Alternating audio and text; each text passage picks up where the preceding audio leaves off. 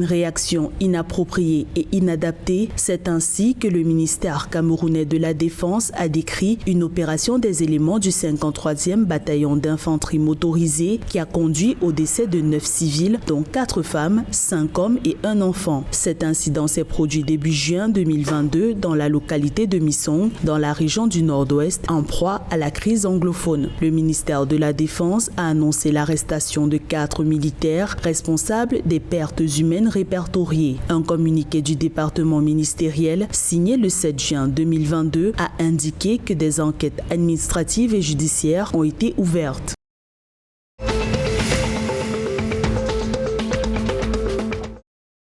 Le 7 juin 2022, le Front commun du Congo, le FCC, parti d'opposition de la République démocratique du Congo, a annoncé la suspension de la participation de ses sénateurs à l'examen d'un projet de loi portant modification du code électoral. Les sénateurs du FCC dénoncent le manque de volonté politique de l'Union sacrée d'offrir au peuple congolais des élections véritablement démocratiques dans les délais constitutionnels. Le projet de révision de la loi électorale congolaise prévoit la publication des résultats bureau de vote par bureau de vote et la cartographie électorale avant la campagne, entre autres.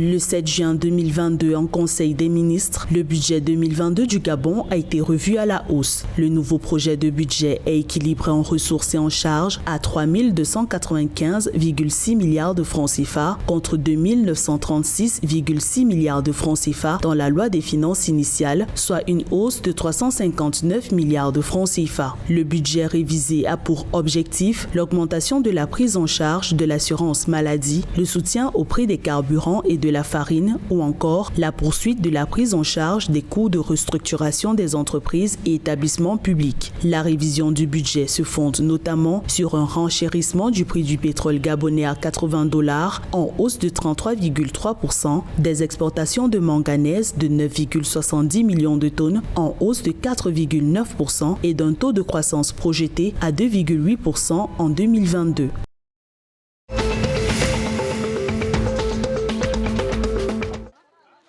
Dans le cadre de l'état d'urgence alimentaire décrété le 2 juin 2022 par le gouvernement de transition du Tchad, l'Office national de sécurité alimentaire, l'ONASA, va lancer la vente subventionnée de céréales dans 22 provinces du pays. Cette opération commerciale concerne le riz et le maïs, denrées dont l'approvisionnement a été durement affecté par la guerre en Ukraine. 5,5 millions de Tchadiens, soit plus d'un tiers de la population, avaient besoin d'une aide humanitaire d'urgence en 2021, selon des données de l'Organisation des Nations Unies.